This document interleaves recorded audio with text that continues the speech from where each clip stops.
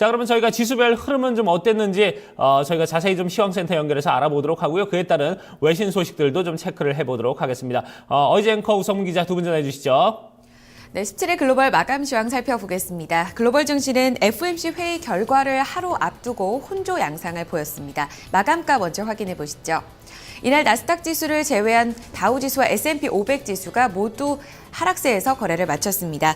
다우지수 같은 경우에는 0.6% 하락 시세가 이어졌었고요. S&P 500 지수도 낙폭을 기록한 채 거래 마쳤습니다. 나스닥 지수만이 이날 소폭 0.16% 상승한 채 거래 마쳤습니다. 다우지수 하루 동안의 양상 보겠습니다. 장중 내내 하락권에서의 움직임이 나타났었고요. 조용한 거래가 이어졌습니다. 현재 글로벌 시장에서 불확실성이 다소 큽니다. 3월 FOMC 회의가 이날 시작됐던 가운데 결과를 하루 앞두고 시장 관망세가 시장에서는 지배적인 흐름 나타났습니다. 시장에서는 FOMC 성명에서 이 기준금리 인상에 인내심을 갖겠다, 이 문구를 삭제할지 여부에 대해서 주목을 하고 있는 상황인데요. 일부 외신에서는 인내심 문구가 삭제될 경우에는 기준금리 인상 9월에서 6월로 앞당겨질 수 있다는 의견을 내놓기도 했습니다. 이처럼 전혀 예측할 수 없는 결과 때문에 경계심이 뚜렷했던 하루였었고요. 이와 함께 양적 완화가 시작된 지 시일이 조금 지나서 달러 강세가 주춤해진 양상 나타나고 있지만 지표까지 엇갈린 양상을 보이고 있습니다. 대내적으로 이날 건축 허가 건수는 예상치를 웃돌았지만 2월 주택 착공 건수가 급감한 양상을 보였고요. 이 때문에 투자 심리가 개선되지 못했습니다. 전반적으로 종목들 대체로 밀리면서 이날 다우지수 0.71% 밀렸고요. 17,850선을 밑돌았습니다. S&P 500 지수 보겠습니다. 역시 장중 내내 하락권에서의 움직임이 나타났었고요. 오후장에서는 그나마 오전장의 낙폭을 조금은 회복했습니다. 특히 이날은 상품 가격 하락으로 인해서 자본재 섹터가 굉장히 부진한 양상을 보였었고요. 애플을 포함한 기술주가 어느 정도 선방에 나서면서 오후장에서는 낙폭을 조금 줄였습니다. 0.33% 밀리면서 2074포인트선 종가였고요. 마지막으로 기술주 중심의 나스닥 지수 확인하겠습니다.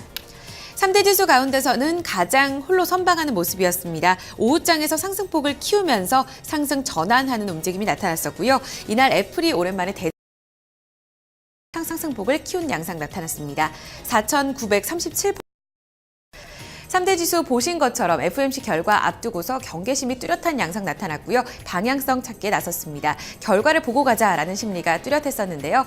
증시에 영향을 미쳤던 이슈들 다시 한번 점검하겠습니다. 우성문 기자. 네, 해외 주요 소식 외신 통해 함께 살펴보겠습니다. 앞서 들으신 것처럼 이날 뉴욕 증시는 3월 FOMC 회의 결과를 앞두고 관망세가 짙어지는 모습이었는데요. 특히 이번 회의의 최대 관심사는 인내심 문구라는 포워드 가이던스의 삭제 여부입니다. 이에 대해서 월스트리트 저널은 어떻게 예측하고 있을까요? 함께 살펴보시죠. More investors scared for Fed rate move in June. 더 많은 투자자들은 6월 금리 인상을 예상하고 있다라는 제목의 기사인데요. 이 기사에서 월스트리트 저널은 월가는 이번 회의에서 인내심 유지 포워드 가이던스가 삭제될 것이라고 예상하고 있다고 밝혔습니다. 특히 최근 이 고용시장을 중심으로 미국 경제가 가파른 회복세를 나타내고 있기 때문인데요. 이뿐 아니라 앞서 많은 연준 인사들 역시 이 포워드 가이던스 삭제를 시사하는 발언을 한 바 있습니다. 월스트리트 저널은 이에 대해서 만약 이 포워드 가이던스가 삭제되게 된다면 가장 유력한 금리 인상 시기는 6월이 된다고 분석을 했는데요. 또한 이에 대한 이유로 이 전날 유로달러 선물에 대한 순매도 포지션이 2,440억 달러를 기록하면서 3개월 내 최고치를 기록한 것을 지적했습니다. 기준금리 인상 가능성이 커지면 순매도 포지션도 함께 늘어나게 되는데요. 따라서 6월 금리 인상을 점치는 투자자들이 그만큼 늘어난 것이라고 월스트리트 저널은 풀이했습니다. 이어 월스트리트 저널은 이번 통화 정책회의에서 연준은 금리 인상을 위한 마지막 수순을 밟을 것이라며 인내심 유지 문구를 뺄 것이라고 강조했습니다. 네, 다음 소식 살펴보겠습니다. 이날 국제유가 역시 2거래일 연속 6년 내 최저치를 기록하며 증시의 발목을 잡는 모습이었는데요. 이란의 핵 협상에 대한 CNBC 통해 좀 더 자세히 살펴보시죠. Oil touches 6-year low as Iran talks wait. 현지 시간으로 어제 뉴욕 상업거래소에서 WTI 가격은 42.63달러 선에서 거래되며 2009년 3월 이후 가장 낮은 수준을 기록했습니다. 이뿐 아니라 이 지난 6거래일 연속 하락하는 흐름을 나타냈는데요. 이뿐 아니라 런던 거래소에서 브렌트유 역시 53달러 밑으로 추락하면서 6년 내 최저치를 기록하는 모습이었습니다. 공급 우위 장세가 여전히 해결되지 않고 있는 가운데 이란의 핵 협상이 진행된다면 이 이란에서 공급이 크게 늘어날 것이라는 우려감이 커지고 있는데요. 특히 전문가들은 그동안 이 서방의 경제 제재로 팔로가 막혔었던 이란산 원유가 시장에 나오게 된다면 유가 하락 추세는 더욱더 가파라질 수 있다고 지적했습니다.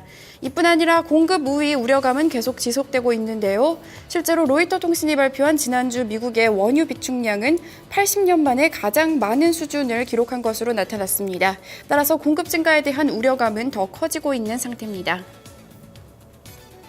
해외 주요 소식 외신 통해 함께 살펴봤습니다. 네, 자 이렇게 지수별 흐름과 외신 소식들 함께 좀 살펴봤습니다. 자, 그럼 지수 내 개별 종목들 마감 상황도 저희가 좀 함께 살펴보도록 하고요. 이에 따른 종목별 외신 소식도 함께 챙겨보도록 하겠습니다. 다시 시황센터로 넘깁니다. 어이제 앵커 우성 기자 계속해서 전해주시죠. 네, 다우지수 내에 있는 30개 구성 종목 흐름부터 보겠습니다. 이날 5개 종목만이 오르면서 하락 시세가 조금 더 우세했습니다. 오른쪽을 보게 된다면 보잉과 마이크로소프트, 나이키와 코카콜라 등 5개 종목만이 선전을 했었고요. 듀퐁과 캐터필러, 비자, 3M, 머크사 등 화학과 기계, 금융, 제약, 통신 대체로 부진했습니다. 하락률 상위 종목 먼저 보겠습니다. 듀퐁이 그 전날이었었죠. 증권사 혹평에 따라서 투자 의견을 낮춰잡게 되면서 4% 큰 폭의 낙폭을 기록했었는데요. 이날 추가적으로 3% 더 밀려 내려왔습니다. 이와 함께 기계 섹터도 부진했습니다. 캐터필러가 2% 가까운 낙폭을 형성했었고요. 금융주와 통신주 모두 낙폭을 기록한 채 거래 마감지였습니다. 반대로 선방했던 쪽 살펴보시게 된다면요. 이날 미국 항공 제조사인 보잉이 이날 상승률 1위 종목에 이름을 올렸고요. 코카콜라와 마이크로소프트, 나이키, 쉐브론 텍사코가 올랐습니다. 그럼에도 불구하고 지금 상승률을 보시면 상승폭이 다소 제한적이었다는 점 체크해 주시기 바라고요. 이어서 S&P 500 섹터 내의 업종별 흐름 살펴보겠습니다. 이날 대체로 부진했습니다. 특히나 자본주 섹터가 상품 가격 하락에 따라서 낙폭 가장 크게 형성이 됐고요. 1%, 1.2% 가깝게 밀리는 모습 나타났습니다. 그 뒤를 이어서 소비재 섹터, 소매 판매 섹터들도 0.7%의 낙폭을 기록하는 양상이었었고요. 건축자재, 산업재, 그리고 에너지와 바이오 헬스 종목, 금융, 유틸리티 모두 약보합권에서 거래를 마쳤습니다. 이날 IT, 기술주, 반도체 종목만이 소폭 오르면서 시장 대비 선전한 양상 나타났습니다. 특징주 확인해 보시죠. 반도체 기술주 안에 있었던 애플 확인해 보겠습니다. 이 외신 월스트리트 저널이요. 애플이 온라인 TV를 올 가을에 출시할 것이다라는 전망을 내놨습니다. 한 달에 40달러를 내고 25개의 채널을 이용할 수 있다라는 구체적인 이야기까지 나오면서 기대감이 조금 더 실렸었고요. 이날 나스닥 지수를 이끌었습니다. 1.67% 장중 고점 부근에서 거래를 마쳤고 127달러 선을 회복했습니다. 이어서 특징주 하나 더 보겠습니다. 항공주 확인해 보시죠. 국제유가 앞서 들으셨겠지만 계속해서 지속되는 하락세가 이어지고 있습니다. 이날 추가적으로 유가가 또 6년 만에 최저치를 썼고요. 이에 따라 항공주는 오름 시세가 이어졌습니다. 델타항공, 사우스웨스트항공이 1% 이상의 강세 흐름이 나타났었고요. 아메리칸 에어라인 같은 경우에는 대형주 중심 S&P 500 지수에 편입될 것이라는 소식도 전해졌습니다. 이제 오는 21일 금요일장부터 엘러간을 대신해서 S&P 500 지수에 편입이 되고요. 이 같은 소식도 호재로 반영이 됐습니다. 이날 장에서 6% 급등 양상 나타났습니다.